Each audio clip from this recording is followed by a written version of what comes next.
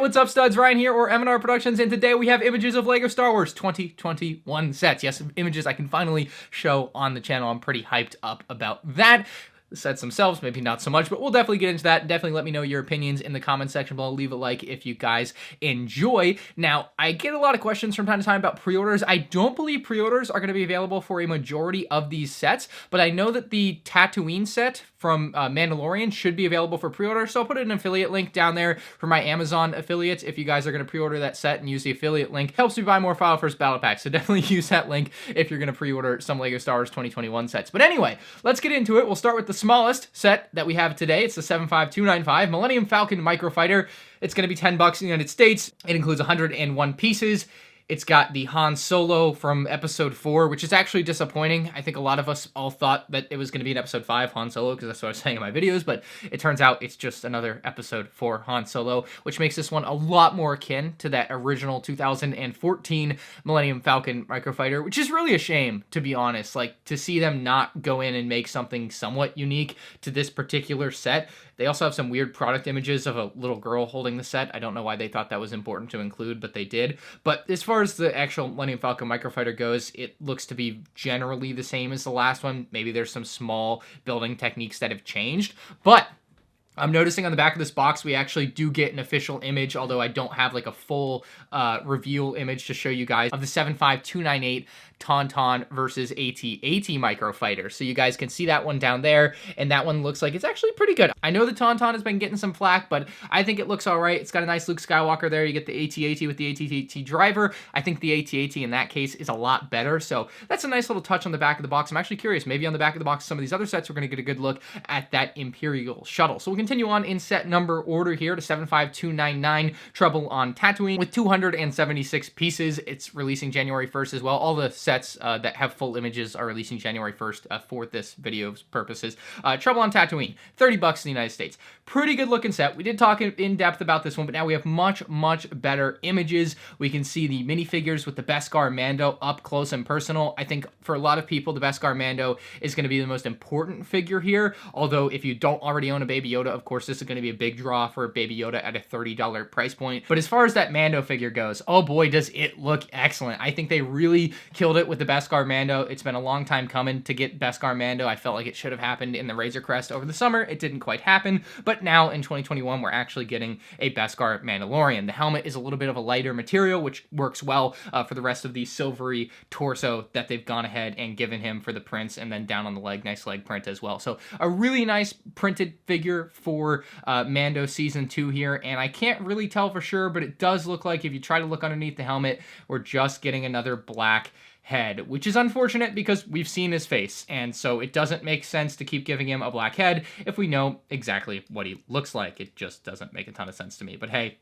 that's LEGO's decision, I suppose. The speeder itself looks rather large, but that makes sense. It's got to fit the LEGO minifigure on there. And then, of course, Baby Yoda fits right on into the back of it in that nice little pouch. Overall, really good design. I like the ballista design as well. It's pretty neat that you can pretend, I guess, to pull it back. You can't actually pull anything back. There's nothing that actually moves there other than the spring-loaded shooter, which is going to fire on off as far as I can tell. And then as far as the little Tusken Raider hut, which has a little fireplace outside, it's weird. The area around the fireplace is basically bigger than the entire hut, which is a bit of a shame, but the hut itself looks decent. It's not great, I would say. It certainly could use another half, and certainly if you buy multiples of this set, you could go ahead and create that type of build, but that's for you to do on your own, I suppose. So we don't get any like hints as future sets on the back of this box as far as I can tell, so not like the Microfighter one. Now on a set 75300, it's going to be $40 in the United States. It's the TIE Fighter, and I hate to say this. I absolutely hate to say it. It looks good on the box art. It just does. The box art looks really effing good. Its minifigure selection is, you know, it's what you would expect, but it doesn't over-deliver, you know? So it's fine, but whatever. Get a Stormtrooper, NI or N1L8, you know, one of those Imperial droids, whatever, and then a TIE Fighter pilot, which makes a ton of sense, should definitely be in the set. They have the nice printed canopy piece and printed windshield pieces you've come to expect with these TIE Fighters. It looks like on the box it's actually put on backwards. Usually, I think it's supposed to go the other way around, but hey, whatever. The wings themselves, of course, this is a downsized model with 432 pieces for 40 bucks. The wings themselves are going to be much smaller than the last version, but hey, they do a decent job of getting the look across, and I hate to say it, it's growing on me. I just don't want to say that, but it is. I can't wait to get this one to review it, because I actually think I may have something interesting to say about, like, goddamn, I hate this so much. I hate looking at this, but it doesn't look any different than the other picture. Like, I don't know, man. We'll see with this one. I definitely can't wait to compare it to the actual TIE Fighter. Like, I think that that's going to be an important thing for me to do, is take a look at it next to the solo TIE Fighter that was 70 bucks and see what really is different there. Because obviously it's smaller and a little chibi style, but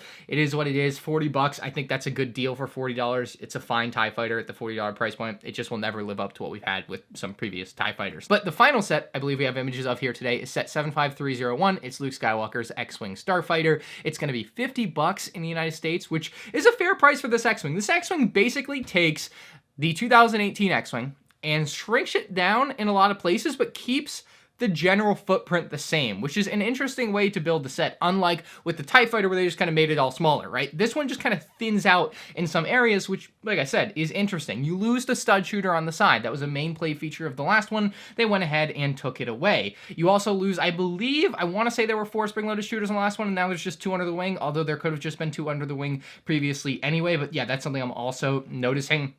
The R2-D2 does stick out quite a bit out of the top of the cockpit there, which is maybe not ideal. Maybe you'd want them a little bit lower, but hey, a ton of stickers on this set as well to add a bunch of detail, and in general, I think it looks pretty nice. Now, looking at the box art, once again, like the TIE Fighter, looks good. You know, the box art is made to sell, so LEGO makes it as good as they can, and they deliver here with some very nice box art. Again, 474 pieces, so I think this, again, much like the TIE Fighter, is worth the price. It just will not live up to what you see in previous models. Now, I think this set's going to be a big draw for its 4 minifigures. It's nice to see the price at 50 bucks versus 80 on the last one, and still getting 4 minifigures. You get Luke Skywalker, which is the Luke Skywalker without the newer designed helmet. I mean, they did that helmet one time, those big, bulky, stupid-looking helmets. I wish they'd do the same thing with the Stormtrooper and get rid of it, but they brought it out one time, everyone just trashed on it, and then they went right back to the old-style Rebel helmet, which works so much better for the scale of what LEGO is, right? It just doesn't look like it's this giant thing, like a child's wearing a helmet.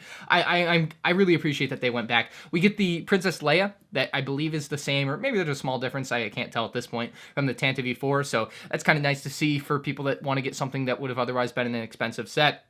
Of course, General Dodonna for the first time. He's the first-time figure in this set, which is great to see. I think he's a good look for this set, and something, like I said, we haven't seen before, so it's always nice to get that. And then the standard R2-D2 making his return for the 22nd straight year in a LEGO Star Wars set. I believe R2-D2 is the only minifigure to have appeared in every year of LEGO Star Wars, if you want to call him a minifigure, because technically he's not a minifigure in the same way that a human minifigure is, but for the sense of the argument, yes. And this set does look a little bit blocky on the back. Looking at this back box image, you can see the back in between all the engines just looks like a rectangle. Not a great look in that aspect. I think they did a much better job in the 2018 version. I do appreciate that they're bringing back that cockpit piece, and it looks like the wings are going to open and close with the same style of mechanism where you can just push down on a button basically on the top of the X-Wing. So it seems like they've been able to transfer a majority of the play features while dropping the price about 30 bucks there, which isn't bad. And sets like this you'll be able to pick up on sale for 40 bucks. So even then,